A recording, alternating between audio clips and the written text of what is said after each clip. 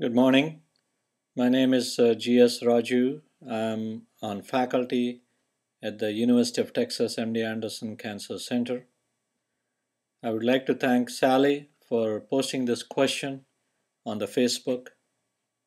Let's take a couple of minutes to read this question and then we could discuss this further.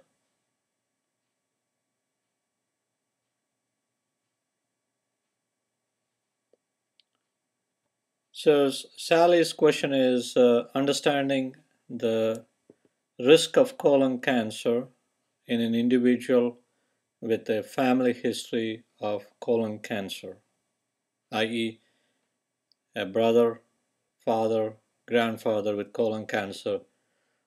What is the risk in that given individual? Let's understand the family relationships. In a given individual, a first-degree relative is one, like a parent, sibling, or an offspring.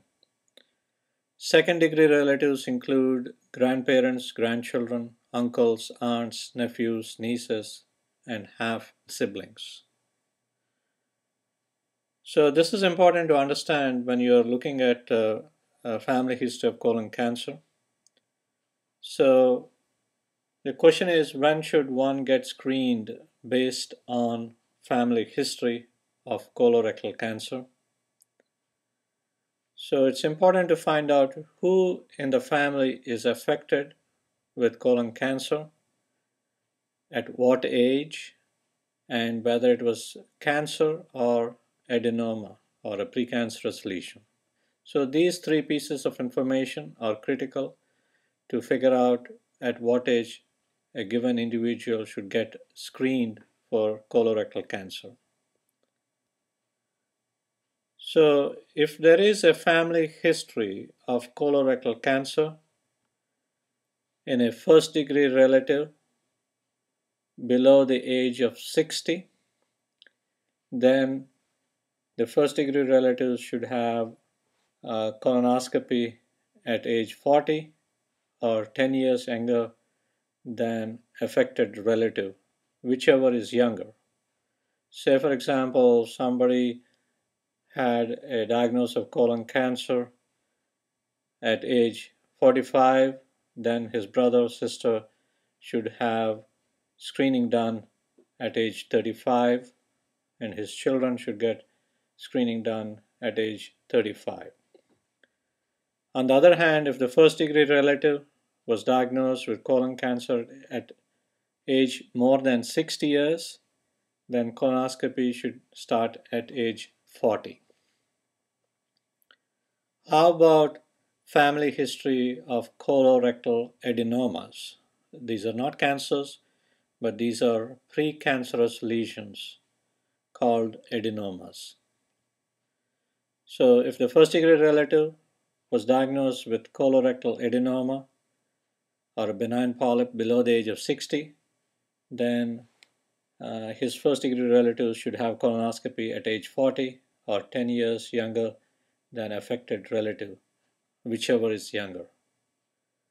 On the other hand, if the first degree relative was found to have colorectal adenomatous polyps above the age of 60, then colonoscopy should start for screening and age individualized. Okay. So let's come to the question where the second or third degree relative was diagnosed with colon cancer or colon polyps. This is not as big of a risk as somebody with a first degree relative with colorectal cancer. So with a second or a third degree relative, colonoscopy should start as average risk individuals starting at the age of 50.